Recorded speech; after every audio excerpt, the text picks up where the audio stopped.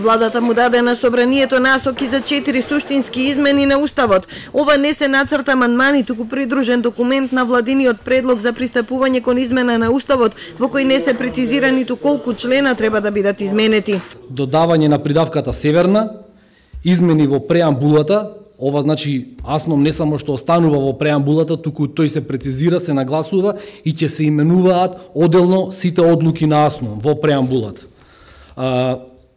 Третата суштинска измена која што не очекува, тоа ќе биде гаранција за неповредливост на границите и територијалниот суверенитет на Република Македонија.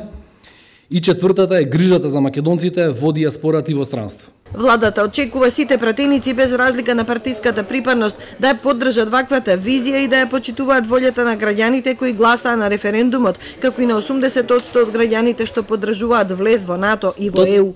Сите пратеници, без разлика на која партија и припаѓаат, имаат историска должност и обврска пред граѓаните.